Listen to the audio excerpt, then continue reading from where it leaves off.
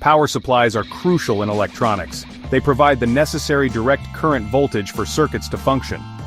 Unlike simple power adapters, regulated power supplies maintain a constant output voltage regardless of input fluctuations or load changes. This stability is essential for sensitive electronic components, ensuring consistent and reliable performance.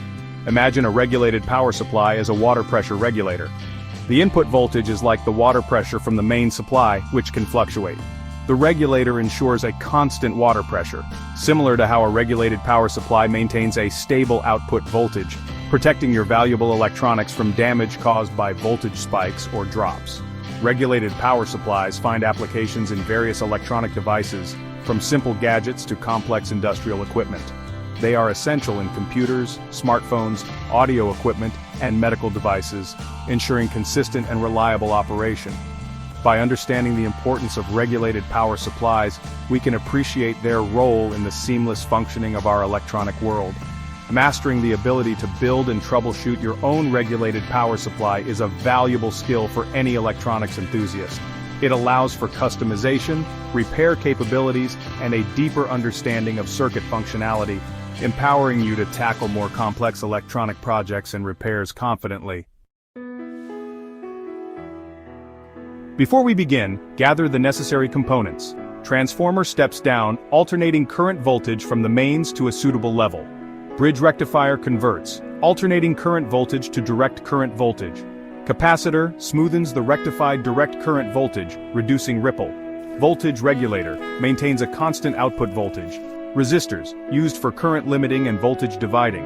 PCB or breadboard, serves as the base for assembling the circuit. Soldering iron and solder for making permanent electrical connections. Wire for connecting various components. Heat sink for the voltage regulator, dissipates heat, preventing overheating. Enclosure, optional, houses the completed power supply for safety and aesthetics.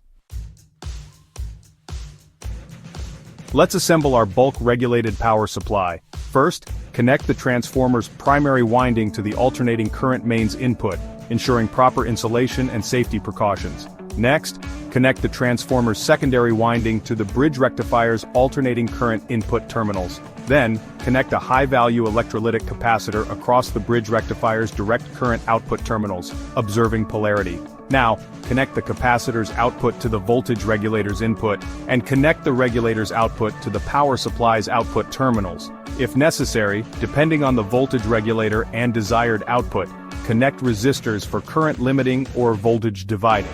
Finally, double-check all connections to ensure they are secure and correctly wired according to the circuit diagram. Troubleshooting is essential for identifying and resolving issues. If there is no output voltage, check the fuse, transformer, and voltage regulator.